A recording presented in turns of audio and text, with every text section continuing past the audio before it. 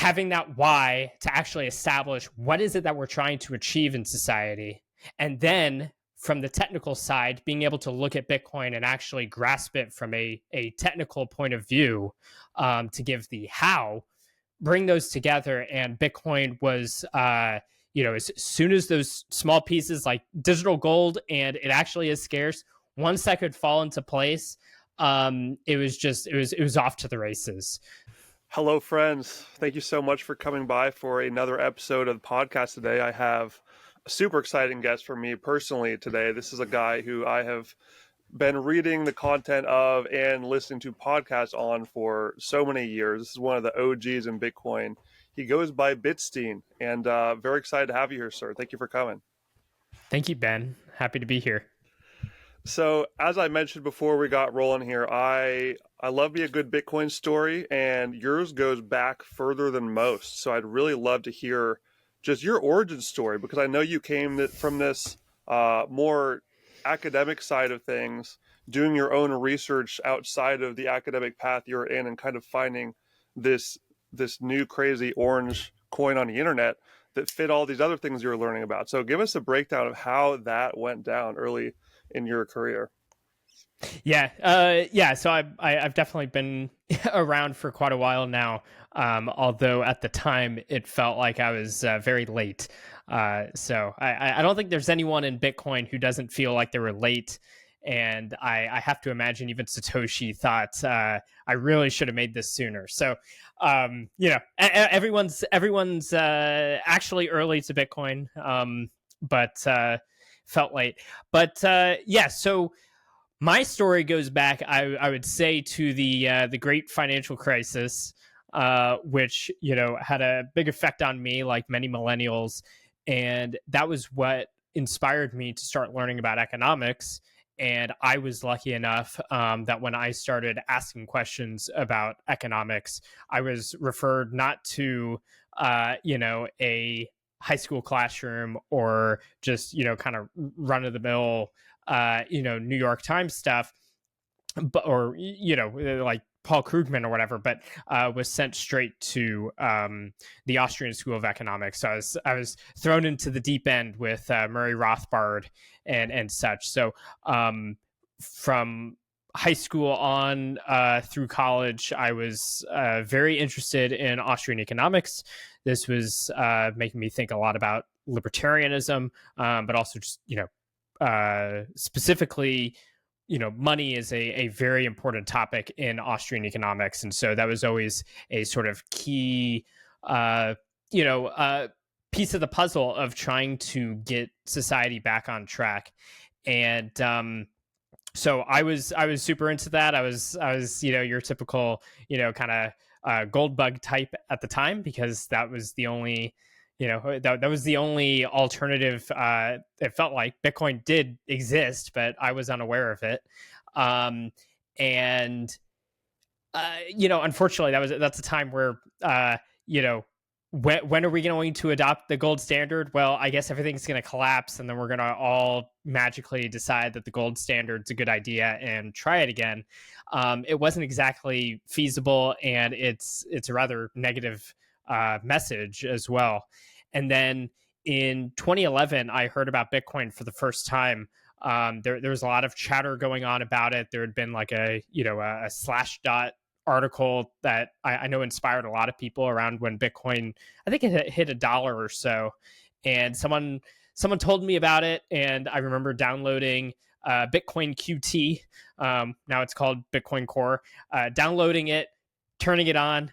Nothing was happening. I didn't even know about faucets or anything. So I probably could have gotten tens of Bitcoins and stuff from faucets, but I didn't even know those existed.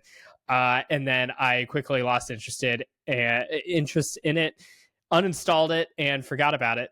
Other than watching the Mt. Gox bubble that happened that year. So Bitcoin had gone from $1 all the way up to about $30 and then crashed to under a penny. And I was like, well, that was fun. That was interesting, and going to move on with life.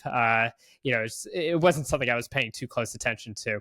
But then in 2012 is when we started hearing about things like the Silk Road, which, I'm not a fan of drugs or anything like that, but I am a fan of free markets. And so hearing about the idea of free markets online by use of Bitcoin was certainly interesting.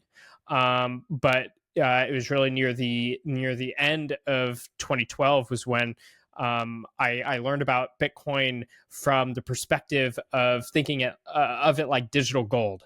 Like now it was sort of gold that you could send through the internet. And that's, of course, coming from my background. That's all that I needed to hear. I heard a little bit about the cypherpunks as well, which I had previous exposure to because of Julian Assange, WikiLeaks, and Tor, and all of those sorts of projects. But they always tended to come from the sort of civil liberties wing of the cypherpunks. So the cypherpunks, for those who might not know, that was a group of sort of cryptography advocates and activists and such, and intellectuals from the early 90s who were thinking about how strong cryptography changes how society operates, and they were looking for how to better secure privacy, property, etc., using strong cryptography and making it widely available for use by all people, not just the military. So, but there's sort of two wings of the cypherpunk thought. There's a side that's heavily focused on the civil liberties, and so those are the people who are more interested in the sort of privacy, qua privacy. And then there's the side that's I say side. I don't mean that they're in like they're exclusive or anything, but just two different ways of looking at the problem. And the other side was very property focused. Like, how do we better secure our property and our ability to freely associate and maintain free speech and secure our our business and stuff like that.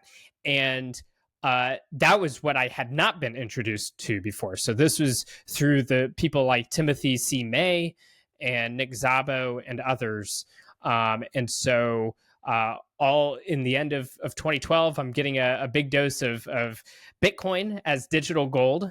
And also this whole opening up of the cypherpunks as I guess it wasn't new, but new for me, way of looking at libertarian ideas and how to sort of implement them in the real world in a very practical sense. And all of this was extremely enticing to me, especially as just such a idealistic college student. And so I was just immediately obsessed, and that's all I've kind of thought about. It's just been on my mind every day since. And yeah, this opened me up to the cypherpunks as a whole, and all of the great literature that just I hadn't seen before, and then with Bitcoin, finding an alternative monetary technology that was not pessimistic, quite the opposite, very optimistic. So not only was it better than gold, but it also didn't require a bunch of sort of political activism and all of that to actually make happen. It's kind of a thing of its own, and it can be a truly free market money, and that's what we've seen since, is that it's been primarily grassroots adoption, and it's only now as it's really grown become something that is picked up by governments on a more kind of proactive level. So seeing that in action, like I said, it's much more optimistic, and I appreciate that, because I want to be hopeful for the future, and Bitcoin has certainly helped create a lot more hope for the future. So yeah, from all of that, at the end of 2013, I started a website called the Satoshi Nakamoto Institute, which was meant to sort of highlight all of these ideas that had played into what I'd been studying. I guess a aspect of that I didn't bring up was I was a computer science student at the time as well. So my training is in computer science and software engineering and all of that, and so I've always had um, I've always had a very computer oriented life. I've been on the internet as long as I can remember. I've been on computers as long as I can remember, and so the digital world is something that is very natural to me. I very much am a digital native, and so discovering Bitcoin was something that I was just. I guess I was very lucky in that I think I was very strongly predisposed to everything needed to kind of make sense of this thing. So from the one side, having enough of a sense of the digital world to understand that actually the digital world is real. It did take me time to understand how Bitcoin was actually scarce. And of course, without that, Bitcoin doesn't actually make any sense. So that did take some time um, to understand, but it did make sense to me, and much faster, I think, than most, thanks to that background. And then on the other side, the actual why of Bitcoin was already answered completely by my studies of Austrian economics. So most of my monetary theory has basically not changed in the past decade. A lot of people, for them, they came to the world of economics with a very different view, and so Bitcoin completely shook it up. For me, Bitcoin felt more like a vindication of everything I had learned rather than something that shattered it. There's definitely little things that I think Bitcoin has helped sort of fix up and tune up, but it didn't. Like I said, it was more of a vindication of what I was learning. So I was coming into the Bitcoin world already having a strong understanding, or what I think was a strong understanding for my age of the importance of sound money, and the economics of sound money, and combining that with the technical. So there's the why on that hand, which any technology is just a tool, right? So it's I've never understood the I'm in it for the technology kind of mindset, because to me, if the technology doesn't have an interesting end, then you're just kind of it's frankly it's mental masturbation, and I'm not really into that. So um having that why to actually establish what is it that we're trying to achieve in society, and then from the technical side, being able to look at Bitcoin and actually grasp it from a technical point of view, to give the how, bring those together. And Bitcoin was as soon as those small pieces like digital gold, and it actually is scarce, once that could fall into place, it was off to the races. So since then, I've mostly just been a software engineer, both in and out of the Bitcoin world. But Bitcoin has been my main motivator, and what I like to talk about. And so I think I've done quite a bit of posting over the years about Bitcoin, and tried to maintain the Nakamoto Institute as a good resource to help people get familiarized with these intellectual traditions that I think are so important for understanding where we are today, where we're going, and how we can thrive rather than have our lives upended. Yeah, absolutely. And I would say that Nakamoto Institute website, it's not a good resource. It's an amazing resource. You and Pierre Richard. I don't know if you have like other people posting on there. It's been a little while since I skimmed it, but I mean, you and Pierre's post going back over a decade now. That's crazy. That's that's a huge accomplishment. So congrats on keeping that rolling. And I know you've been doing podcasts as well this whole time and doing your own writing. So just creating content to help more people walk that path, because I can assume back in those days, like you said, I mean, you were having to search through some deep dark forums to find any information on stuff. You had to really be passionate about finding it to see it. Yes, I think I think it might still be online. There was so I had I started an economics reading group at the University of Texas where I went, called the Mises Circle, and we would get together and just read all kinds of random Austrian economics stuff. It was a place to try to get beyond the basics and kind of really dig in, because I wanted to nerd out. And a lot of groups and online content and stuff, it can usually just be geared towards the new person, because you always have to get them up to speed. But I always wanted to push myself further, so we would get into all kinds of fun, deep cuts and stuff like that. And it was there that we really started investigating Bitcoin and thinking about Bitcoin from an Austrian economics point of view. There was some people like Peter Serta had written a master's thesis, and we basically lifted a lot of our ideas from that. We owe a lot to his scholarship. But we were among some of the first, I think, to try to do a sort of strong Austrian analysis of Bitcoin, and I think that has held up well. But it is funny. One of our first meetings when we were talking about Bitcoin, I'm like, trying to get together resources. Is like, hey, we're going to be talking about this Bitcoin thing. If you want to read ahead of time, like, here's where to go. And it's just like it might still be online, but in any case, it was a pitiful list. It was like, here's like a forum. Here's this tiny subreddit that people post about Bitcoin, our Bitcoin or whatever. And here's the white paper. Here's some guy in the media who hated it, so I guess you can read that too. And here's like a one or two academic papers where they happen to talk about it.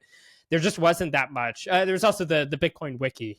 The point being is there was not a lot to work with as far as really understanding what this thing was, and so it gave us the opportunity to have something to really dig into and try to make sense of. And it was, in many ways, it's fun to be sort of ahead of the curve sometimes. And I think that was it was fun to be sort of treading new ground, which I think, basically, like I said, I mean, we're all early, so it's like anyone getting into Bitcoin, even today, is sort of treading new ground and trying to really think through something that is extraordinary and very new. And I'm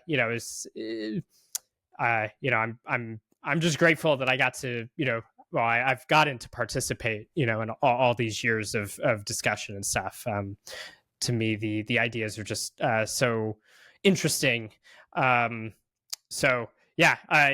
Very, very different back in 2013 than today. It's very easy. All you have to do is go find the Ben Wehrman podcast and Why Bitcoin Only, and you're set. Any idiot can start a podcast now. It's amazing. We can all... Yeah. Back then, it was very difficult to find good stuff. So that's also, I'm very grateful for all the content creators like yourself who are helping, get this out, because it's desperately needed. Now more than ever, really. Yeah, absolutely. And there's so many just different kinds of brains that we want to open a door to, because back then, like you mentioned, you had a lot of background in a lot of things that I'm sure you look at now like, man, I'm so glad I had this computer science background and the Austrian economics background. So you were able to click really quickly. The vast majority of people out there aren't that. We find it from the number go up, and we spend a few years in crypto losing our money, and then we eventually find enough podcasts that lead us enough in the right direction that we figure out that Bitcoin is the real thing. And so just having more types of content out there is just so great. Yeah. And there's lots of different people coming into it from different directions. I mean, yeah. I'm not necessarily as good at talking to maybe a Wall Street guy, because they have a particular view of how finance works. And obviously I can dunk on a lot of it, and I can say why I think, like, oh, I think you're right about this, I think you're wrong about this, or whatever. But there's also just sort of a language that I can't necessarily speak as well. And so when you have others, you have the Parker Lewises, and guys like him, and all those people, Lynn Alden, and so on and so forth, because they speak that language, they can take the same ideas and actually communicate it to them in a way that makes sense to them, as opposed to typically if I'm saying something to them, it's to, like I said, it's like to dunk on them and antagonize them, and not actually, I'm not necessarily as good at communicating to that audience from where they are, because we always have to meet people where they actually are. And that's is yeah, I mean, like you said, there's so many different people, it's a huge division of labor. And so having all these different people, whether it's, you have the guys who it's like they just want to talk to blue collar workers to understand, it's like, hey, you guys are working hard, doing great stuff, you need to make sure you get your money saved. Those people have their own way of looking at things. You have the more politically minded people. You have, you just have you have the technical people who are interested in interesting technical problems. And so it's like, well, you want to be able to talk to them and get them excited about a great technical problem for them to be working on, and why, and so on and so forth. So many different people. And I agree. It's just, it's actually a good thing that there's all these podcasts, because all of those people can find the right communicator for them. Yeah, absolutely. Just as a people person who loves the people side and the social side of this whole thing, it's just incredible to see the different ways that people are finding that fixing the money connects to what they care about. Because so few people just like wake up one day and, or just think like, I really care about economics today. Like, it's really a rare occurrence for that to happen, but they don't know how much those economics are the foundation under the thing that they care about. And yes, everything. Mm-hmm. Yeah, I agree. The Bitcoin fixes this meme is one of my favorites, and it drives people crazy because it sounds insane to say, oh, Bitcoin like actually fixes everything. And there's a fun confusion, because they take it to mean that we think that Bitcoin itself will directly, literally fix everything. Like if you just, buy some Bitcoin, it magically cures your cancer or something like that. Whereas, you and I know that what we actually mean is that Bitcoin changes the fundamental monetary incentives that will direct people towards better long-term decision making, which will result in better decision making and better production around all of these different lines of things. So it's, there's people get really tripped up on that, but I happen to think that it really is one of my favorite memes, and specifically exactly what you're saying, which is everyone has some complaint in their life, depending on what their interests and profession and stuff like that, whatever those are. And Bitcoin fixes this is a wonderful way to get everyone tied back to Bitcoin, because obviously, I mean, they're all using money. Very few of these people are hermits somewhere that don't even touch money, and they just they're like breatharians in some cave or something. There's not too many of those people. Have money, and they use money to get the things that they want. They do things to earn money so they can do stuff. They are not free of money, and Bitcoin fixes this is a way to show it's like, hey, you have all your issues, maybe you don't like the way that something is done, let's investigate it. So we can actually, it's a good jumping off point for literally anything, because there's hardly anything that doesn't touch money in some way.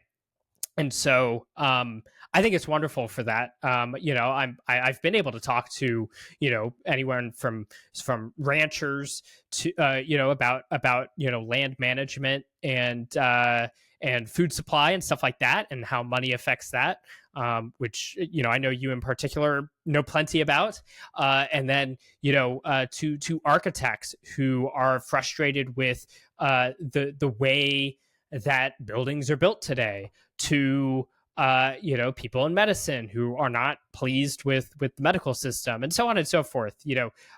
Basically everything. So Bitcoin really does fix it all, people. And Bitcoin fixes this is the meme to help us sort of start uncovering where those connections are and what parts of the monetary incentives can we fix and will we fix because we start adopting Bitcoin. Yeah, definitely. And what I would just also add on just super generally is that when you hold this asset that cannot be taken from you and is programmed to go up in value over a long period of time, it just gives you this sense of freedom and like a boot taken off of your face, and you can just take a deep breath and actually think about what you want to do as a human being on this earth, And so many people out there are just crushed right now by the inflation that's going on, where Yes. they aren't able to just find their natural way. They're forced into some track or another that's not natural for them. Even something as simple as living in a city is not really natural, and you have to do that to be able to make money. You have to get a job in the city, and that's because it's too expensive to live without a job. And so there's so many things that come down to the money and how they affect our lives. And speaking of inflation, that is one of the things that I just spam on this podcast, because there's so many people out there that we talked about how there's so many different kinds of brains. And Yes. I think that inflation is a good subject to give these people, because they've gotten enough priming of seeing the prices of all their food going up. They see their rent prices going up, energy prices going up, the entire cost of living for them is going up. And I think this is a really good opportunity for us Bitcoiners to slide in here and try to explain to them, why this is happening and how it's actually fixable. So how would you explain that to a new person who, you see them sitting on a sidewalk, they're crying, they're just like, I can't afford anything right now. Life is so difficult how is this happening in the richest country in the history of the world? What's going on? How would you explain that and why Bitcoin fixes it? Yeah. Well, I mean, first off, I see it everywhere, and I'm incredibly grateful that I'm in a position where I feel the sting of food going up in price, but I don't have concerns about being able to eat. And I know that ultimately I'm very lucky to be in that situation, and so many people aren't. So it really is just a disastrous situation. But for that, I think it does depend on who I'm talking to in particular.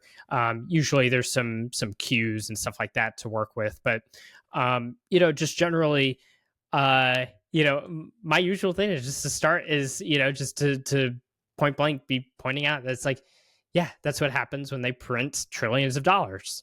They make each one of your dollars worth less.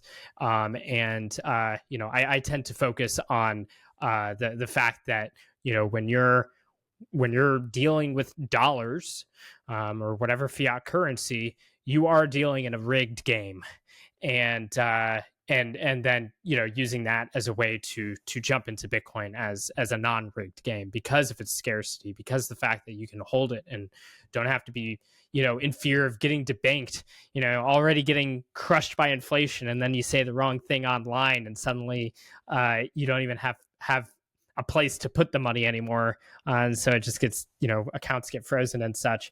To know that you can actively take steps to get out of that is big.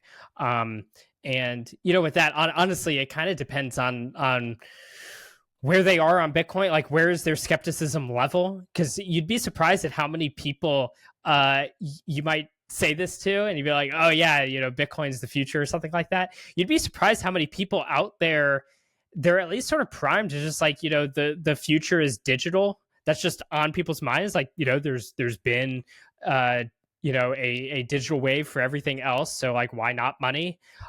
So there's been a surprising number of people I've talked to over the years about such things who just like, yeah, I mean, they don't necessarily know anything about Bitcoin, but they're like, yeah, that must be the future. In which case, like for those people, obviously it's much easier to jump in because they're basically at that point, in a sense, asking to learn everything. Whereas, other people might be a little more skeptical, or just they don't know anything at all, and they've just heard a bunch of stuff. And then, I'm usually finding myself having to, explain mining, which is an incredibly tedious topic for a new person. I really recommend new people not even really worry about it too much at first. But yeah, it can kind of just depend on the person, I guess. But the main story is that when you're using the dollar, you're losing. You are playing a game that is rigged against you. Whenever you hold it, it's losing value, and your hard work is getting drained away. And I like pointing out how much more you have to work every single year just to stay at baseline, just to stay at the status quo. You need to work, depending on what numbers you believe, or what numbers you actually do experience, at the grocery store and such. You can be looking at 10, 12%. And that means you have to work 12% harder every year just to get the same stuff you had before. And with Bitcoin, it's the opposite, because as soon as you have, X percentage of the Bitcoin network, you have X percentage of the Bitcoin network, and people can't take that from you. And so that's sort of the broad story that I like to focus on. But the actual details can greatly depend on what kind of feedback the people have. Yeah, and speaking of the priming that so much of the population has without even knowing it, just the fact that Bitcoin has been in the conversation in some sense for, I just double checked, it's 16 years old now. Bitcoin is getting its driver's license. It's a healthy teenager, it's thriving, and we just keep hearing about it on the internet. And so for some people, just getting enough of those touch points of hearing that this thing is still alive, no matter how many times they hear from some media headline that it's going to die or it's going to fail, I think that sort of subconsciously just raises the interest level inside of us, because when things just continue to persist and won't die, no matter how much negative things you see about them, it just makes you kind of innately curious, I would say. And it's great to see that. And over the years, especially more and more over the past few years, but if Bitcoin comes up, there's plenty of times where I end up dominating a conversation, not because I'm trying to dominate the conversation, but in the sense that I bring up Bitcoin and suddenly just everyone has questions for me about Bitcoin. And so I just, I can't help myself. I love helping people understand Bitcoin. So they just, ask questions, and, plenty of people have seen me in action. It's like, as soon as people have questions for me, I don't stop until all of their questions are answered. No matter how tired I might be, or, how late it is or whatever. So people do have a strong interest, and, but there's also the sort of marketing thing. The classic marketing thing is, you need to see something 7 times, or something like that. And then, you kind of get interested, because, the first time it's just like, oh, something that exists. And then you hear about it again. It's like, okay, there's this thing. And then you hear like your friend got some Bitcoin. It's like, what, like suddenly this thing is like very real and entering your life. It's clearly like in your world. It's not just some, far away thing. And so, yeah, I mean, over the years, I've always tried to talk about Bitcoin as if it is completely normal, because I want people to see it as such. It is a complete, like, it's not. It might be. It might seem like alien technology, but it's it's a very natural money ultimately, and they should be aware of it. And yeah, so I would say that people are, when you don't have someone who's just outright antagonistic to it, and even they often like to still talk about it. They like to be combative about it. But people are surprisingly open-minded. A lot of people will say things like, they might say things like, oh, I just don't know much about that. They have this like it is sort of weird fatalism of just, oh, that thing passed me by and I'm just behind and that's just how it'll always be. So I think another kind of big thing is trying to hype people up and make them feel like they have actual agency over things. I think that our fiat world has kind of lent itself to making us feel much more lower agency, because it is harder to save money, and if you don't have savings, then you can't have as much control over your future, and so you are just trying to make it day by day in a chaotic world, as opposed to being able to sort of secure a long-term vision. So I think that it naturally makes people a little more lower agency than they ought to be. So there is a need to, it's like, yeah, this stuff is obviously new to a lot of people, but you can learn. A lot of people have learned. A lot of people who know way less than you, or people who are older, people who haven't worked with computers as much. It doesn't matter. Like, a lot of people have learned how to use Bitcoin. You can learn about it and learn how to use it too. So that ends up being another sort of thing. It's like a just psychological, motivational type side of it, which is, yes, about it, but also it's like, you can go buy some right now. That's the other side of it. Yeah. And just what you brought up there that I really like is just talk about how people have lower agency right now and how this ties back to the money printer we talked about. And I think it's just so interesting once you sort of wake up from what we call the matrix, the fiat matrix of how we grow up just really believing. And I know that you went through the traditional, or I don't even know if we call it traditional, the fiat educational system. I also did that. I went to a big fancy college and went to my econ class where I learned about how great central banks are and inflation is good for you and everything. And we're all taught how, the government's doing all these amazing things for us. They help us with this healthcare. They give us these free stimulus checks sometimes. So all these great things, wonderful things that make our lives better. How do we connect? Well, I guess, how would you connect that to the money printer itself? And this fiat printing is what's actually creating all this madness. How do people really connect that dot to realizing that by actually eliminating the government from all of these things is how we actually fix it? Because people get really emotional when you say something like there should be, health insurance is a scam, or the healthcare system should not be supplied by the government, because they think, oh, like, we need that safety net. We need something to be, we need the poor people, we need to take care of them with this government printed program. So how would you explain that to people as just being the wrong way of thinking about it, why we need to get the government out of these things? Yeah, that's, once again, this is highly dependent, one, on who am I talking to, and two, how antagonistic do I want to be? Because I also, I can enjoy a really good argument.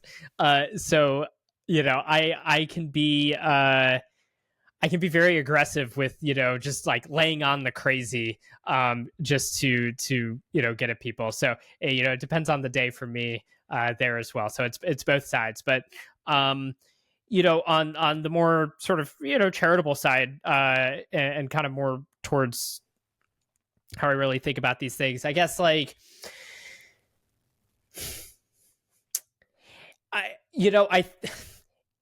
yeah, even that, it's like tough, because it also depends on, yeah, I guess one of the big things that I like to get across is just that, when I say that I would prefer the government have less to do with education or something like that, I like to make it very clear that what I'm not saying is that there should be no education, because that's typically the big hang up that people have with that. Obviously, when you're talking about something like the warfare state or something, it's like, I actually do think that we should probably stop having, pointless conflicts and mass death and all of that. And I don't want a replacement for that. I just want it to go away. But, with the things like education, healthcare, et cetera, it's like, for all of those things, I don't think that there shouldn't be any education or healthcare. There should just be poor people, dying in the streets and stuff like that. And that, my actual goal is that I think that we can do an even better job of providing those things. So if you value education, I very much value education. We can try to discuss, what makes a good education.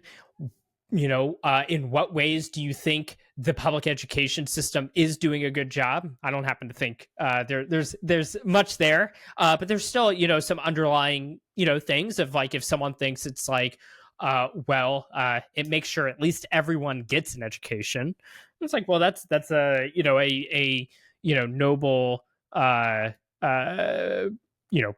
feeling towards it, but just try to discuss how are those things actually provided for, and what are the alternatives, and we could like dive into that, but basically that's sort of a big hurdle, is just getting people to understand that you are not saying that you don't want these services, but quite the contrary. I want those services. I want more of those services, and I want better services of that kind. I want more safety and more education and more, good healthcare and so on and so forth. And hopefully, depending on the person, depending on, how well I'm communicating, try to at least get my point across of how I think certain things can be provisioned by a market, what alternative systems would look like. Because for a lot of this stuff, there's a book, Candide, the Voltaire book, and there's a character, Dr. Pangloss, and he's supposed to be a parody of the philosopher Leibniz, but it's like he thinks that this is the best of all possible worlds, and he kind of describes everything backwards. It's like, see how our legs were made perfectly for pants. So it's like we were made perfect. This is the best of all possible worlds, because look how pants just fit us. And it's like, well, obviously it's the other way around. And when I look at a lot of people's arguments around these things, I sense a strong sort of Panglossian vision. So they sort of think this is the best of all possible worlds. They have trouble imagining, like it's almost a failure of imagination to think what we see right now is not necessarily the best way for it to be done. And in fact, it might be actually destructive towards that end. And that is just it's a very difficult thing to work through. And unfortunately, like, I almost hesitate to even get into it, because, there is, education, healthcare, like there's all these different things we can get into and go deep. And every single one of them has this exact same problem. So for instance, like, most people probably aren't aware of, maybe how police and protection services were done in this country, prior to the 20th century. And like, or anything from fire departments to healthcare to, any of these things. Other ways that even in history, we've seen things provisioned in a way that didn't require, taking a bunch of people's money and forcing it through a central, government to plan Who it will all. build the roads, Bitstein? Where are my roads? Yeah, and that's of course the classic, and for those people, it's funny because it's like, at least my understanding in American history, like most of the roads were private for a long time, and there might be some arguments as to, okay, well, here are the benefits to having made more of a public road system. But the point is like there are other ways of looking at it, and I do think that there's a sort of failure of imagination. I do suspect a lot of libertarian types, are they are more focused on talking about why they don't like the government than they are in trying to lay out a positive view of how they actually want to go provisioning, different goods and services that people want. And because of that, it can become, it can create, a nice social rift, because that does, it's like, oh, you just hate the government. And it's like, well, no, I mean, you're too focused on that as opposed to, no, my problem is the government is bad at doing these things. And so, yeah, that's like a social rift that I think it can be troublesome, especially because, libertarians are rightfully mad, but they're not necessarily the best at communicating, like I said, that sort of positive vision, because their focus is more on trying to get the governments off their backs. To which I would say, it's like, okay, now the government's off your back. What are you going to do? And you also need to have that side of the equation so that you can, for yourself, so you can actually get it done. So you can do the things around you and not let the things like the government be a bigger enemy to living a good life than it actually is.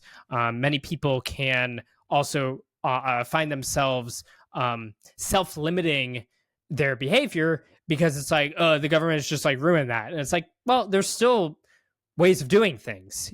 People like quoting that the Hayek thing on money is, finding the sly roundabout way. It's like, there's a lot of sly roundabout ways of doing a lot of things in this world.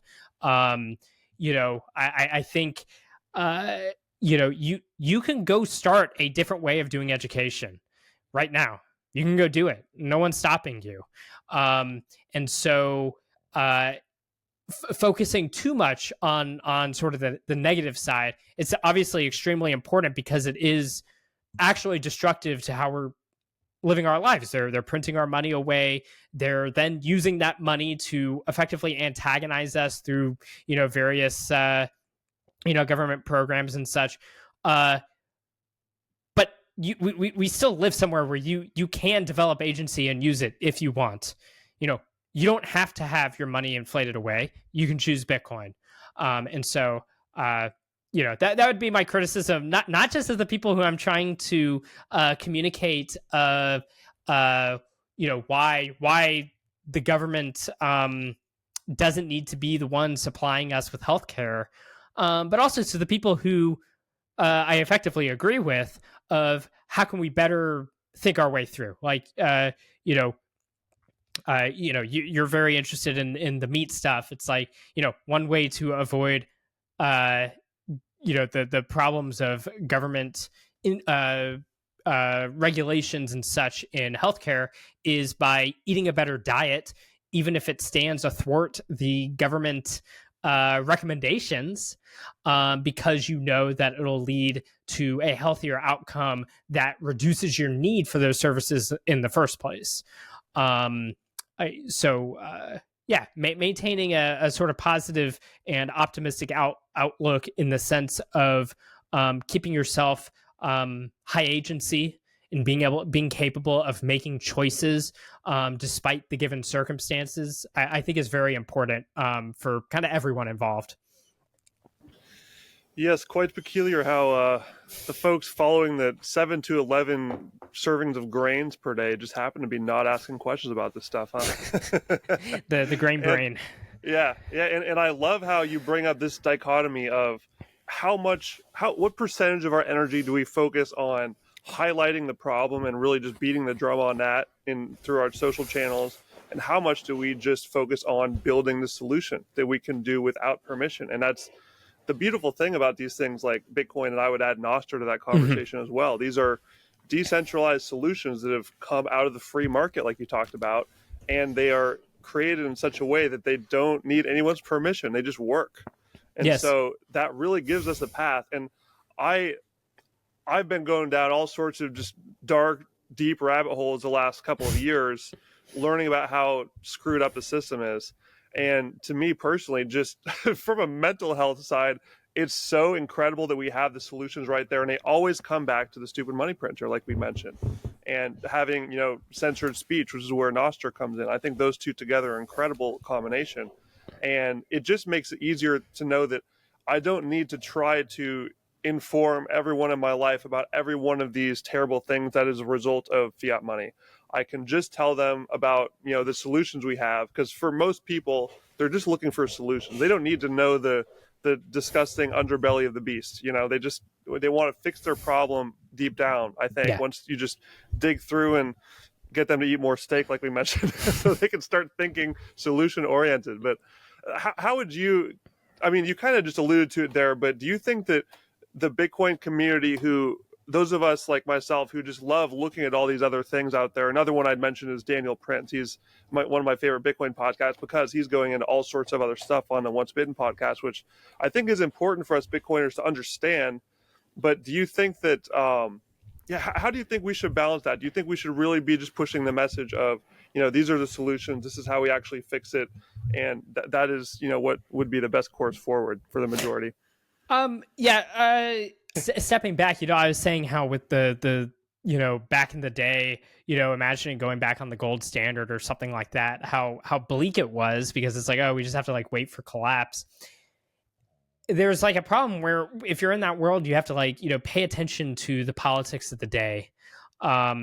And even today, I mean, the amount of people who sit around and like want to look at the color of, Jerome Powell's tie as some kind of signal of, where the economy is headed or something.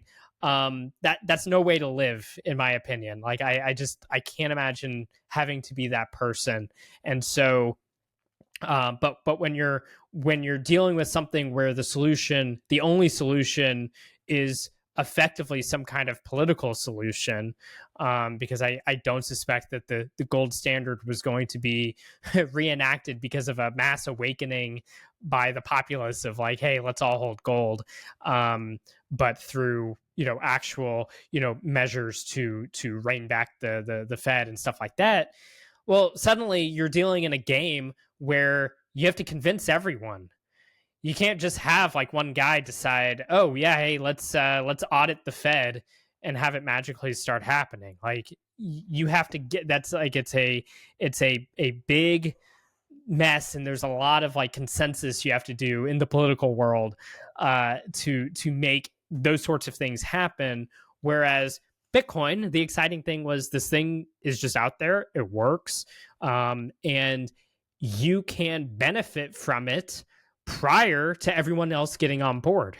So obviously, holding on to it for a while is going to make someone, their number go up.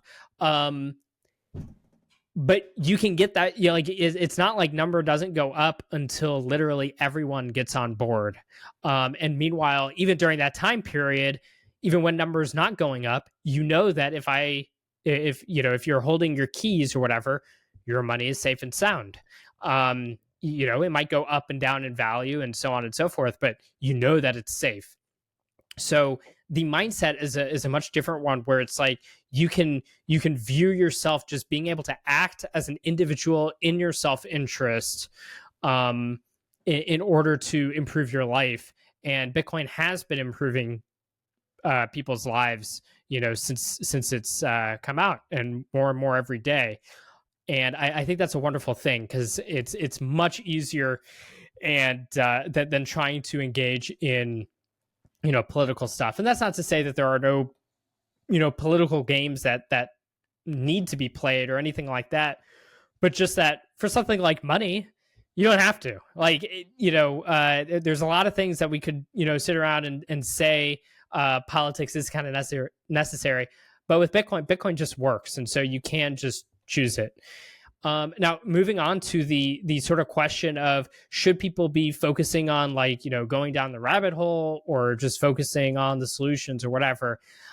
I would say it's a little bit of a false dichotomy, just in the sense that in order to have a solution to something, you do need to know what the problem is, and have a good enough sense of that problem to be able to fix it. Now, for some people, their problem is, that they recognize is as simple as the food at the grocery store is getting more expensive every year. And Bitcoin is a number go up technology where, broadly speaking, every single year, my purchasing power is increasing if I hold it. And for them, they might not even need to go further down the rabbit hole to have found the solution they needed, and that's great. But of course, at the same time, those people might have other things that they aren't even aware that they're facing, such as the risks of debanking. Obviously, there's been wonderful pushback now on sort of Operation Choke Point and Choke Point 2.0 type stuff. It's almost surprising to me that people are surprised by that. That Operation Choke Point is such a shock to them. I thought it was so interesting watching Mark Andreessen. He was the one who, I think him on Rogan was one of the things that really got the message out about just how serious this is. And yeah, I thought it was interesting that people just weren't that aware of these things going on, because I've been on the internet long enough. I've been seeing that this stuff was going on. And it's not until something like the, Canadian truckers, it's a great example of people getting debanked for saying the wrong thing, doing the wrong thing. And if those people, you'd want those people to be able to learn those issues without actually having it happen to them. You want to learn things the easy way, not the hard way. And so going down rabbit holes and such, and having an open mind in the sense of wanting to learn more about the world around you, can open you up to a better understanding of all of the types of risks and uncertainties that you face in life, so that you can do what you can to patch them up before you need to worry about them. And so, and if you are learning something the hard way, going down a rabbit hole is going to allow you to, hopefully, assuming you're going to good sources. That's obviously there's great difficulty today finding good information on things and knowing what's real and what's not. But assuming the good path here, having that knowledge now actually helps you figure out, well, how do I get out of the hole? So yeah, I don't really think that they're mutually exclusive. I guess you're sort of asking partly in a sense of like a sort of branding thing online of like, should I just be talking about Bitcoin, or should I talk about all of this other stuff as well? And I think that depends on the person. I used to post a lot about carnivore stuff, and all the time people would tell me like, how this has nothing to do with Bitcoin and so on and so forth. And the funny thing is then on the other hand, I'd get all these messages from people saying, oh, thank you for telling me about it. I've improved my health in this way and that, and so on and so forth. That you almost can never make anyone happy, like everyone happy, because if you only talk about Bitcoin, then you get the people saying it's like, you don't talk about anything else. And then as soon as you talk about something else, it's like, but that's not Bitcoin, okay? Exactly. Like, stop trying to make this about other things. You stick to Bitcoin. So there is kind of no winning with people sometimes. But I think it just depends. I think coming at it with an honest point of view, like I don't think, I mean, if someone wants to correct me, I'd be happy to see where I could improve. I don't think that I've ever, tried to make it as like, oh, you are not a Bitcoiner if you don't, eat a steak every night or something like that. I don't think I've ever actually said that. It's just, I do happen to have other interests as well that I like to share. That being said, for me, I think that there's lots of different topics in this world that I really like talking about and learning about. But for me personally, I think that the one that I have the sort of most leverage in is communicating about Bitcoin. And so I try to just stick to that these days. That it's not, other people are going to have different things. For me, I find that sticking to Bitcoin is sort of the most important, because, any given topic is going to be one that can, cause a big flame war and people to get upset with one another. And for me, I prefer, let's just stick with the one and try to push it all the way, especially considering, as we discussed, Bitcoin fixes everything. And so if I can get the Bitcoin message out and help people with that, that's going to help a lot of other things downstream anyway. So I think it just depends, different people have different interests. I think for me, I just kind of stick to Bitcoin. It's my favorite thing to talk about anyway.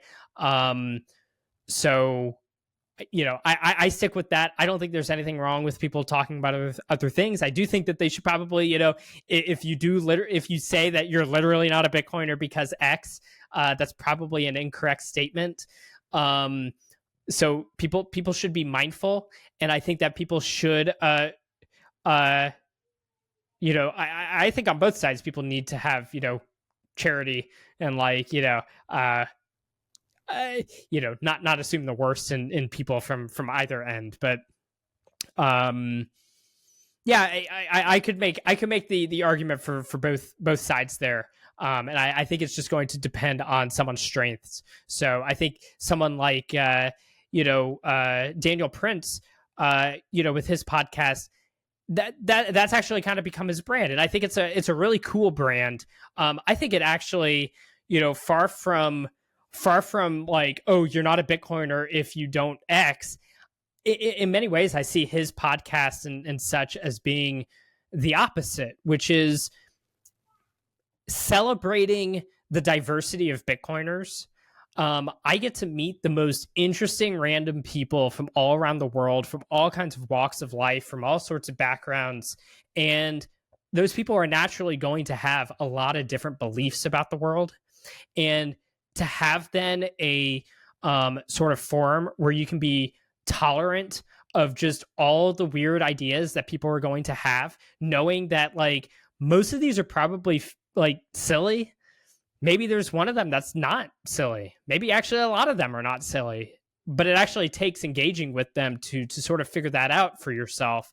And having a space to be tolerant about that, I think is super valuable and a great way to celebrate just how global and decentralized Bitcoin is. So for him, I think it's a great brand for him to sort of find that niche of like, there's a lot of plebs out there, and those plebs, they know a lot of different things about a lot of random things. And I kind of want to bring that to the forefront. I think that's a great thing, and celebrates the Bitcoin community and what it has to offer. So, different people are going to kind of find their niches. Mine is being, one half Boltard and one half sort of educator. Yeah, it's the most hilarious critique of Bitcoin is that it's a cult, because the more of these people you talk to, you realize every single one is completely different, and we all somehow disagree on every single thing. Oh outside of Bitcoin. Oh, it's some cult. It's sociologists should be studying us then, because this is a very unique cult where we agree on nothing except Bitcoin, and even then we don't agree because someone's wants OpCTV and someone else thinks that they're a shitcoiner for wanting that or something. It's endless battle. But there's also at least I think among most Bitcoiners there is a large amount of mutual respect and openness and kindness. And I happen to think it's a wonderful, beautiful thing. And I think people should try to, we're on the internet. You have to get used to coming across ideas you don't like, ideas you disagree with, and knowing how to just, let things, roll off your back. But also, have an openness. And if someone has an argument to make, hear it out and see if there's anything to it, and don't necessarily be too dismissive too quickly. Yeah, definitely. And I thought it was so funny how the perspective you had on my question earlier about what percentage do we, go this direction or that direction, that absolutely is a projection of just my own inner battle all the time. It's like how many episodes do I bring on to talk about, these totally different things when, would it be better for people if I just focus on Bitcoin? But like you said, there's such a diversity of different types of people. And what we said way earlier is how Bitcoin just gives us the freedom to do what we want to do and talk about what we want to talk about and spend our energy on what we want to. And so I know a lot of people out there are going to have this inner battle, like inevitably. Like, what do I actually do with all this freedom I have now? Oh, I'm gonna go down a carnivore diet rabbit hole because this seems to be a common thing in the Bitcoiner circle. So let me learn more about that.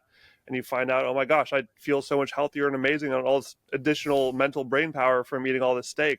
And the more freedom that you sort of collect in your little what was that game, that Katamari, that game where you're just like this ball just gathering up all this stuff over time, and it's hard to not want to share everything all the time. It creates a sort of madness, but it's a beautiful madness of people who have hope for the future. They do have a singular North Star of how we solve that, at least a big part of it. And it's just a big, crazy community of crazy people, which I love. I don't want to hang out with normal people anymore. That's for sure. Well, and I think also we have to recognize it's like we were right about Bitcoin. And that means that basically everyone was wrong about money. Money being, a foundational part of civilization itself. They were wrong about that. They were completely wrong about that. And so it just doesn't actually strike me as crazy to think, well, maybe they're wrong about a lot of other things too. And a lot of important things too. Not just frivolous things. It's one thing to say is like, oh, they were wrong. Like, actually this sport is much more fun than this sport. There's sort of like frivolous stuff like that. No, people were wrong about like fundamental issues. And so, there's also something that I like about the Bitcoin plebs is it's sort of my favorite part is that where it's ultimately coming from, and sometimes people are not necessarily good at expressing this, but I think they would all agree with what I have to say here, which is I think that at its heart, the Bitcoin pleb kind of mindset is effectively one of humility. It's because it came out of the idea that you have all these influencers, and the pleb looks at the influencer and just states the obvious for that person, and also to themselves. That's like, I don't speak for Bitcoin. So when you say oh, you're not a Bitcoiner because you don't eat steak, well, that's you speaking for Bitcoin. But the pleb mindset is just like, well, no one speaks for Bitcoin. I'm just speaking about Bitcoin from my perspective. And so there's that humility of recognizing that we are not in control of this thing. We are just trying to figure things out. And there's also the humility of recognizing that, hey, it looks like we were totally wrong about something. I am willing to say that I could be totally wrong about these other things that I believe. And when you if you can be the type of person who can have the capacity to change his mind because better ideas come about, that takes humility. And I do clarify, to have the capacity, because there is sort of, I'm sure you've noticed this, there's this like thing online where if someone does change their idea, like their belief, everyone like cheers them on and calls them like how great it is because they changed their mind or whatever. But to me, it's like, that's only good if they're now right. If you just came up with a worse idea, I don't really, I'm not going to like cheer you on because you went from like bad idea number 1 to bad idea number 2. So I think, it's important to have the focus on truth rather than simply, being a contrarian for the sake of being a contrarian or something like that. but I love the whole pleb thing. I mean, I view myself as a pleb. I don't. Some might like argue. I don't know if I have like a too big of a following to count or whatever. But I stand with the plebs. And Lord help me if I'm ever called an influencer.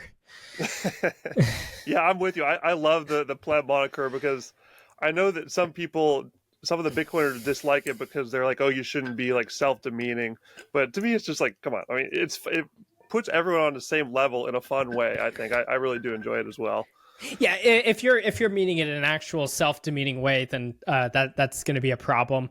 But like I said, from a meme point of view, I think of it more as the staying humble part of staying humble and stacking sats. Exactly.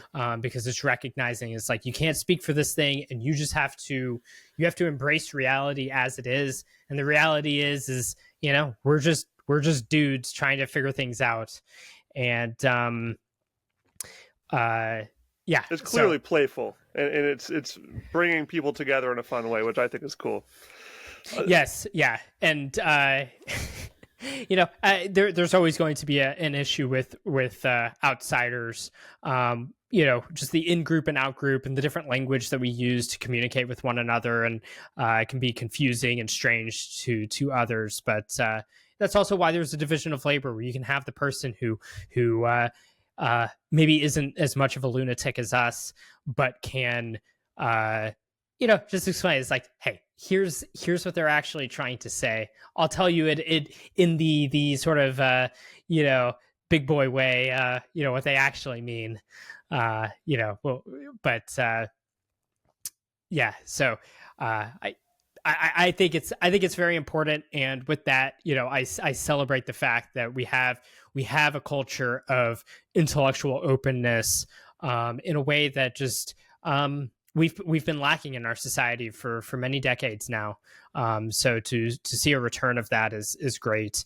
And I also hope that over time we even take it seriously, so that we're not just kind of spraying out different what ifs and such, dorm room philosophy type things, but actually finding ourselves putting in the work to really understand what we're dealing with, because we do need to rebuild an understanding of the food pyramid might be bunk, but what do we replace that with? How do we, once again, this goes back to like, how do we create that positive vision? It's like there's a lot of bricks that need to be laid to build a new foundation for us to develop these ideas and be able to pass them on.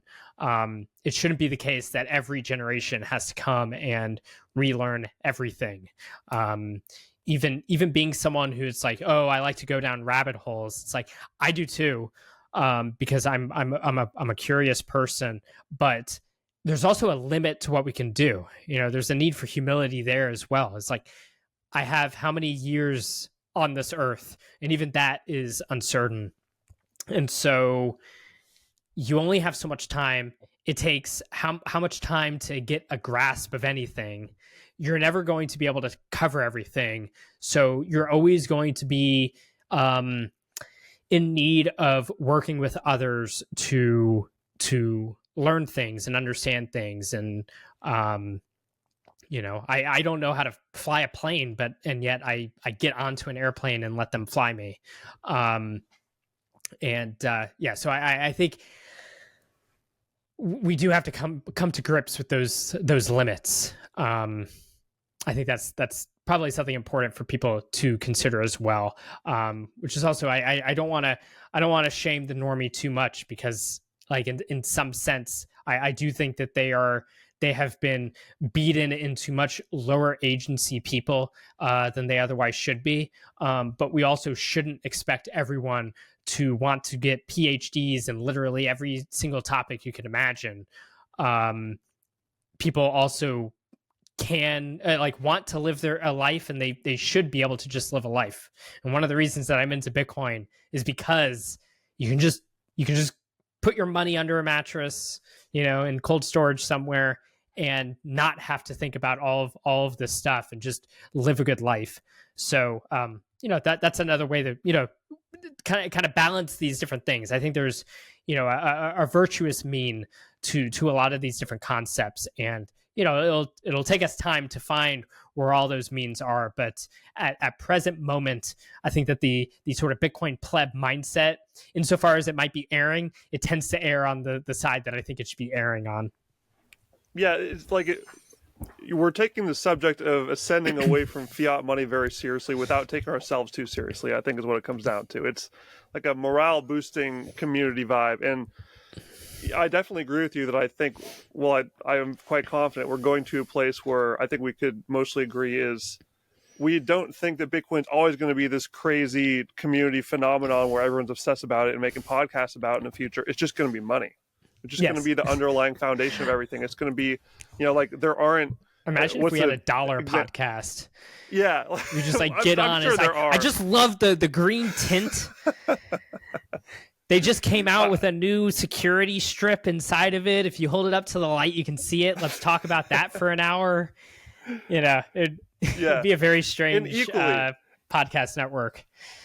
And equally, I know Safedine has used this example before, just like the plumbing under our house, that's like foundational to us now. It's like there aren't podcasts about plumbing or these conferences celebrating plumbing because it's just foundational. So I think, in the future, when Bitcoin is just foundational money, it will be at a point where, our era that we're in right now, we've done our job, we've set the foundation so the future can be more prosperous. And I think that is the best goal any of us can strive for right now at this period in the timeline.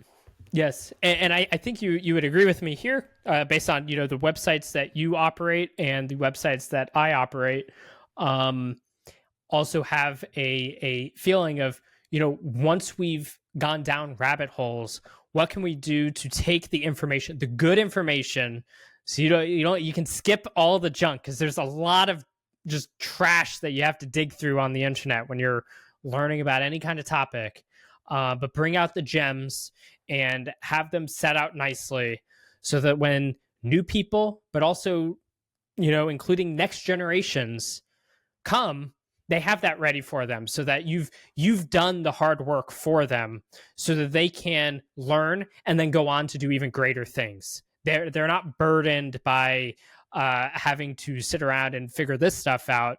They can just go and do better things with their time.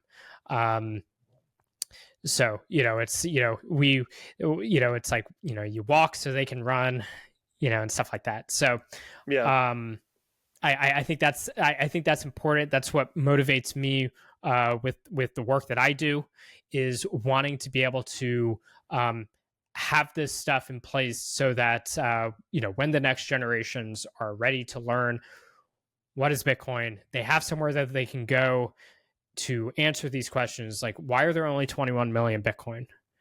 Why do people run their own nodes? What's the importance of a node? Why do people hold their own keys? And so on and so forth.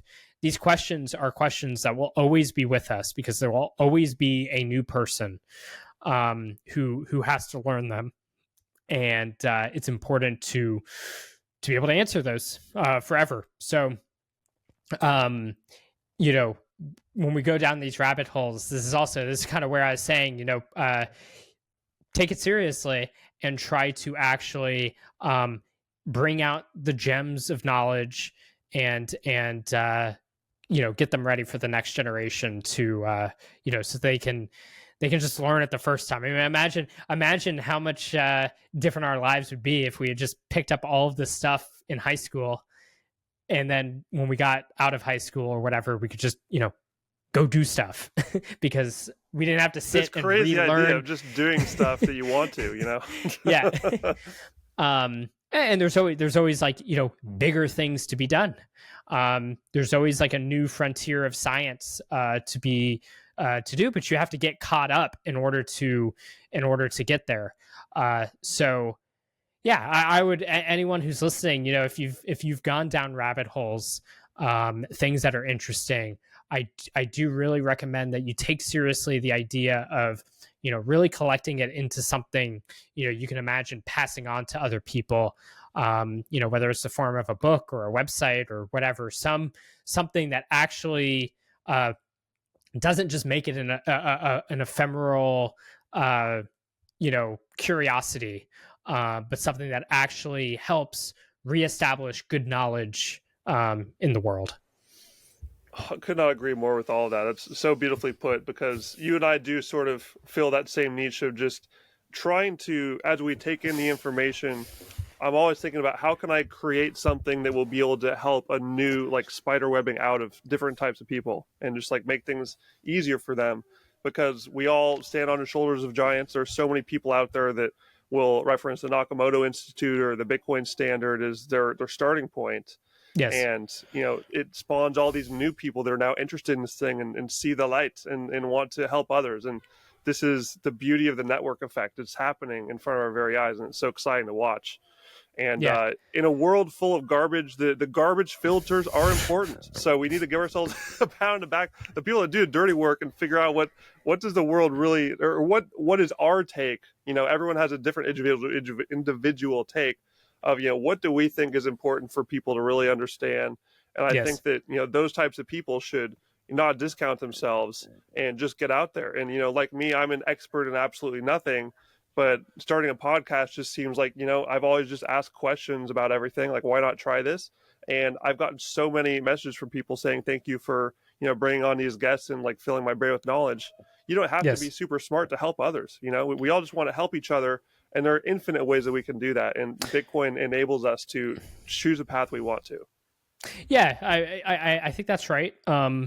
There's I think Hayek called them, secondhand dealers of information, and that's not pejorative, far from it, I would say, which is, there's an art to popularizing ideas as well. So, there's a lot of ideas that are, you can learn if you are willing to go open up dusty 900-page tomes, and read all of those, but the lessons in them that are applicable to most people, more people, might be able to be brought down to a really like high quality Twitter thread or podcast episode. And being someone who can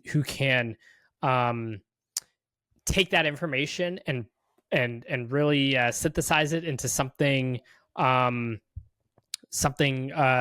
easier to digest without losing the goodness and the depth.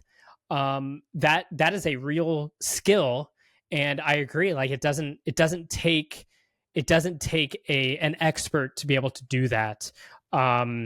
I think that it just requires, the humility of knowing is like, what is your role here? What specifically, you don't want to get like too big to, for your britches if you're just, maybe kind of sharing other people's information. You have to, remember it's like, okay, well, like, I'm getting ideas from other people and I'm just communicating them. Some people who find themselves in that position start to think of themselves as brilliant or something, and that can end in funny ways. But we all play a sort of division of labor in the production of knowledge, and so I think there's roles for everyone, because there's also a lot of people, the people who actually wrote the 900-page tomes, they weren't necessarily people who could communicate that to an ordinary layman who would benefit from that information. And so they need popularizers to be able to take that information and get it out to others. And so whatever your level is, different people have different skills or whatever. Find that thing and but just take it seriously. We also live in such a cool time where on the downside, the downside is that we live in a time where it's like, I don't believe anything anymore. It's like, everything's a lie, and everyone's like a conspiracy theorist now.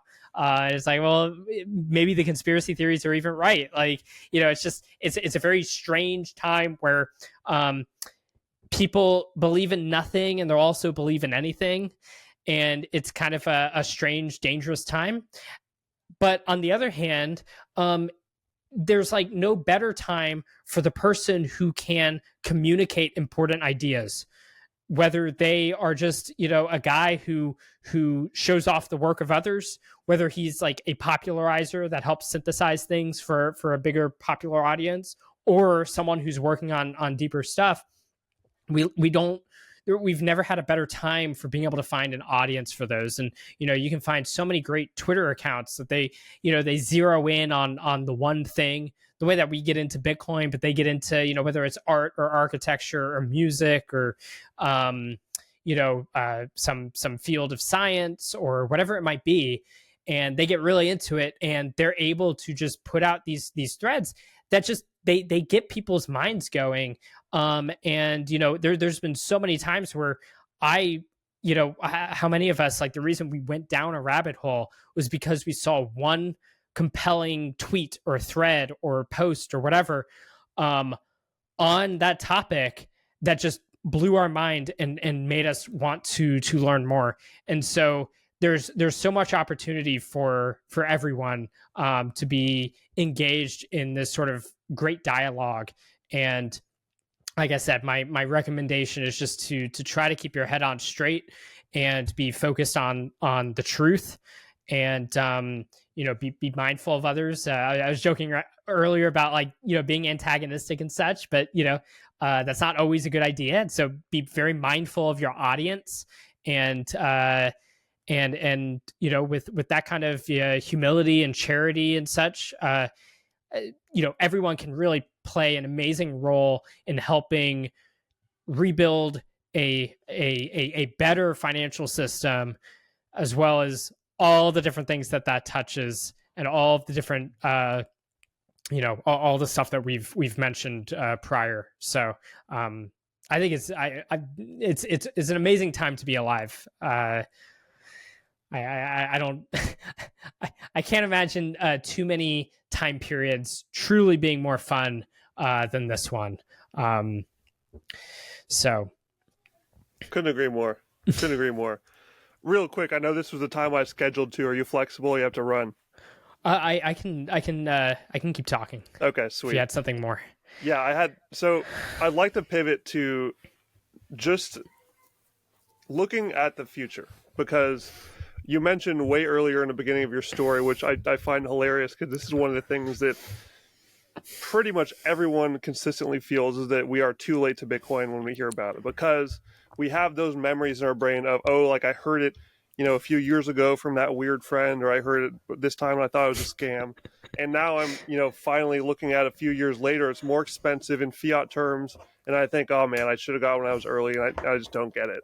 And so people just stop themselves from doing it. And so I think a good way to look at this in a more long-term perspective is to look at what lies ahead for Bitcoin. And especially since we just crossed into the new year, we're starting 2025.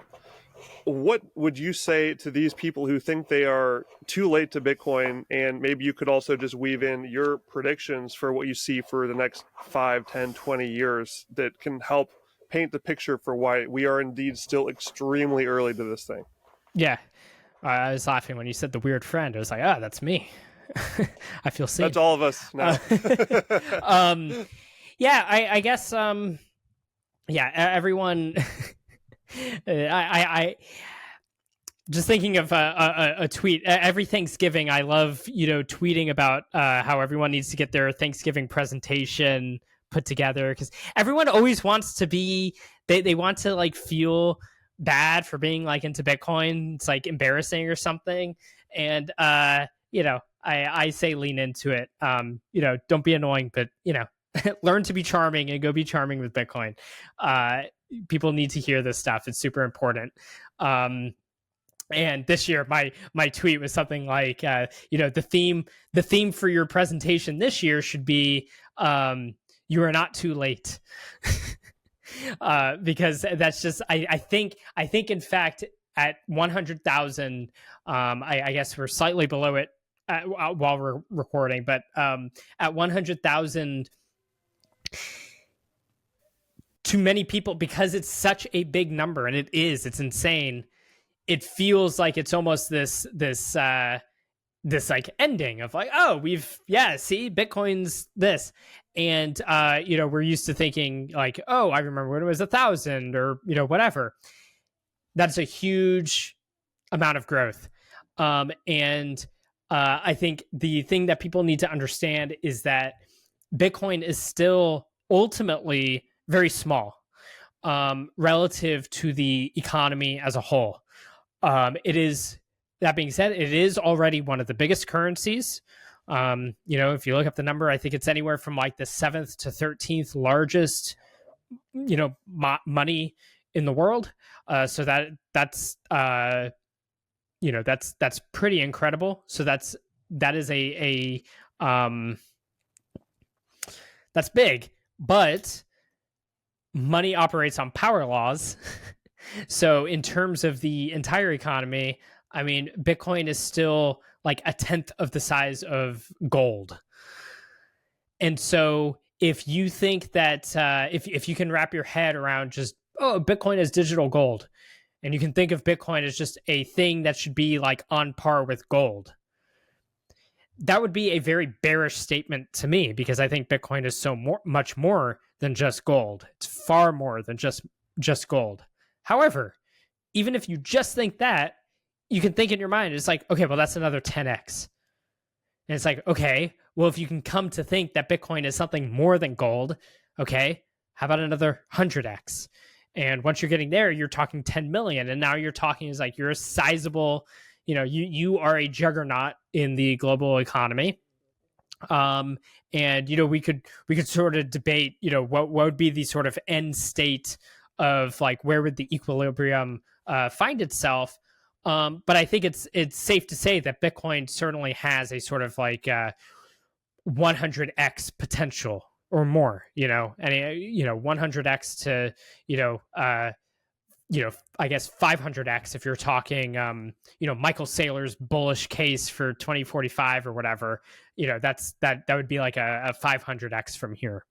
So it's like you have 100 to 500x as like a potential room for growth.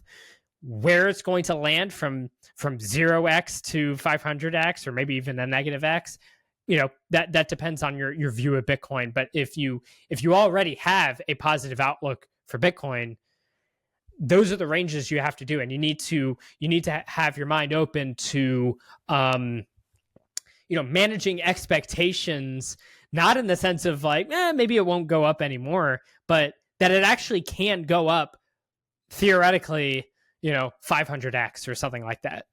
And so there is, we really are still very early, and we just sort of have to, just think through, how big is money?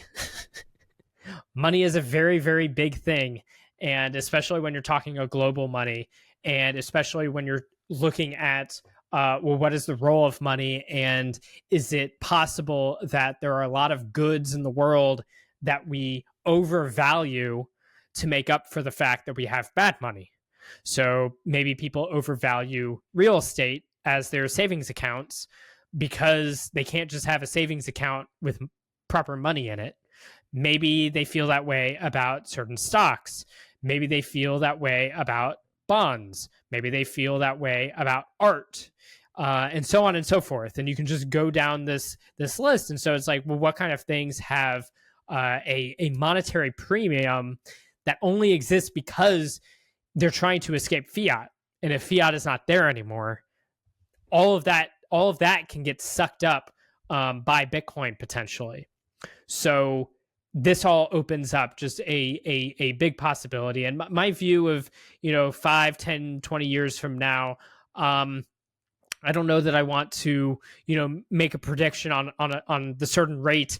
The one time I did that, I got burned, at least on a sort of meme level. It did not happen the way that I thought it was going to happen. So, I'm hesitant to make like very specific predictions like that. But I am extremely bullish on all of those timeframes. I think Bitcoin will continue to grow on all of those timeframes, because I think Bitcoin will grow forever. Because even when it reaches equilibrium, as people keep producing things, that means the purchasing power of each Bitcoin is going to continue to increase because there will be more goods in the economy to price them against, while the Bitcoin supply will remain finite. So I think Bitcoin will always be growing. And especially in the short, medium, and long run. I think in the short run, because for one, I think that, I do think that there are halving cycles still. And so there's sort of natural hype cycles that happen around that. I think there's lots of tailwinds from the markets. We're seeing the ETFs. I know a lot of Bitcoiners have hesitancy about the ETFs, and I don't recommend that people buy ETFs when they don't need to. That meaning, like, if you have money in a retirement account or something where an ETF is the only way to get Bitcoin exposure, then by all means, that makes sense. But otherwise, I would recommend people look into just buying regular Bitcoin, real Bitcoin, Bitcoin they can verify with their node. But in any case, I mean, that is a huge, there's clearly such a huge market demand for that. And there's obviously so much money tied up in fiat accounts all around the world that need that release valve. And we're seeing that. The ETFs have really just demonstrated what an incredible amount of growth.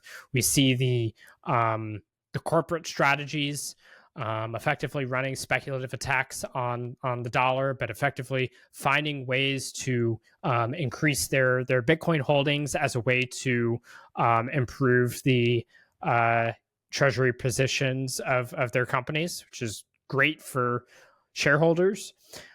So that's a huge tailwind. And then politically, at least in the United States, there seems to be, I don't want to say things are perfect, but things are way better than where they could have been. I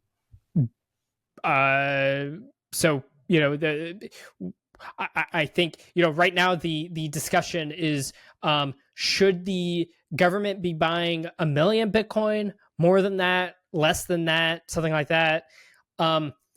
Much more so than should we throw Bitcoiners in jail? Which, yeah, I tend to see as a good thing. Now, there's obviously still cases dealing with that, and people should go look into those. But as in terms of a broad threat against Bitcoiners, the steam in the sort of anti-crypto army has really been taken away, whereas we're seeing a lot more pro-Bitcoin attitudes that will hopefully also lead to much more recognition of the importance of protecting Bitcoiner rights in the United States, the right to use the money that you would like, the right to run your own node, hold your own keys, et cetera, et cetera. The political situation, even if you don't think it's the greatest or anything, and I wouldn't blame you, it would be hard to make the argument that we are worse off today than we were some amount of time ago. So those are all great short-term tailwinds.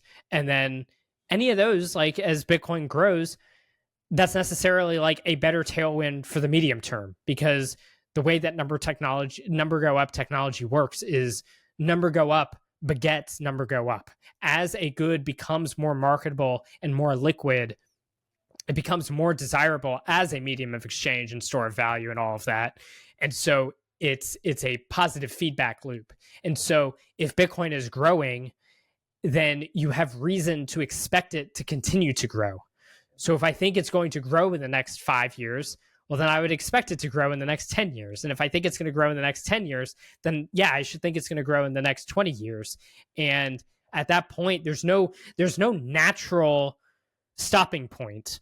It's the only natural stopping point is for the entire global monetary base to be based on Bitcoin, at which point Bitcoin growth would be slowed down to whatever the growth of the economy itself is. So Yeah, which is my what long-term money always should have been in the first yeah. place. Yes. You know? And my long-term view of Bitcoin has basically not changed since I really came to understand it, which is I believe Bitcoin will become the global reserve currency, and that will have extremely positive effects on all of our economic lives. And there are many ways in which it extends well beyond that because of the ways that fiat money has plagued our society and culture. So I have nothing but bullish things to say about the next any amount of years ahead. I am very much looking forward to the future. Yeah, dude, we had to give the Boltard persona a mic for a minute there. I appreciate that. I love it. I completely agree with all of that, and so excited for the future. It's just so many things are being brought together in a positive way right now. I couldn't be more excited, and I am extremely stoked to have people like you out there creating this awesome content to help more and more people learn about this awesome asset and how it changes the world. And yeah, man, you're a legend for all the work you've done. Really appreciate it. And just to wrap things up here, where can people go find you and learn more about your work to follow in those same footsteps that I did? People can find me on Twitter at BITSTEIN. I'm also at Noster.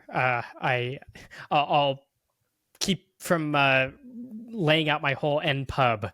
That'd be kind of a boring. You can find me at NPub, 1, 2, 3, and so on. But I think if you go to primal.net/bitstein, you'll be able to find me. Excellent. I don't necessarily. I'm honestly more of a Twitter guy. And the reason, or X, I guess it's X now. Elon has sort of won that over, but and the reason is because most of why I get on is to be making global statements. I'm trying to make comments that's like I want the world to see what I have to say about Bitcoin. So because that's where all the people are, that's where I tend to be. But I do have Noster, and I welcome you to follow me there. And then you can find the Satoshi Nakamoto Institute at nakamotoinstitute.org. Since you're listening to the Ben Wehrman podcast, you're probably also very interested in meat, in which case you can go to a website. I haven't updated it in a very long time, but I think it still timeless. Holds up. Yeah. So I have a website called Just Meat. It's at justmeat.co. And it has a lot of the links that made up the rabbit hole that I went down many years ago when I was learning about carnivore and zero carb diets and all of that. So I think your listeners would really like that. Basically, for people listening, this guy went through all these rabbit holes years before I did and made the OG websites that I am now like making my own version of. Like your justmeat.co was definitely an inspiration for, like, I made whycarnivore.com, which is a similar idea of just collecting these resources, trying to give people an easier path. Yes. And so thankful for you making that stuff, man. It stand on the shoulders of giants, like we all say, as you did as well. It's a process. We all just got to take the information that's out there and continue building with it. And it's crazy to think what we're going to be seeing in the coming years as this continues to progress and more people join the ecosystem. And I'm a little bit more hyper bullish on Nostr than you. I think that before not long, there's going to be a global conversation there. It does feel like a big Bitcoin meetup a little bit still, it's still the early days. I'm not bearish on Nostr. I'm just saying, like, at this moment, you'll probably find me on X, because if I I can have there's just much more. There is more of that global conversation to have fun with. I do like reading Nostr. I'm more of a Nostr reader, but I post to X. Excellent. Sorry, like I'm probably on X more reading, but you know what I mean. I do read Nostr. It's still the main. You haven't made the full transition yet. Yeah. Don't tell Odell. I mean, he knows. He sees it. You're like But halfway between Parker and Odell. Those are like that's the spectrum. I know that Parker yes, Lewis. We've been working on him forever. He just won't make the jump. I think that's right. I'm probably in between. I did make my first Noster bot, so that was fun. Okay. Odell got me to do that. So, I am plugged in. But hopefully we'll see. I'd love to see the Noster community grow and even grow beyond Bitcoiners. But we shall see. I'm bullish on it all.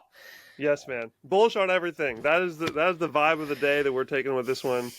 BitStein, has been a huge pleasure talking to you, sir. Thank you for taking the time. And I didn't even get to any of the actual articles you've written that have spoken to me. I have them all over my notes, so we will have to keep the door open for a future conversation. There's so much more to talk about. That would be great. Yeah, I'd love to.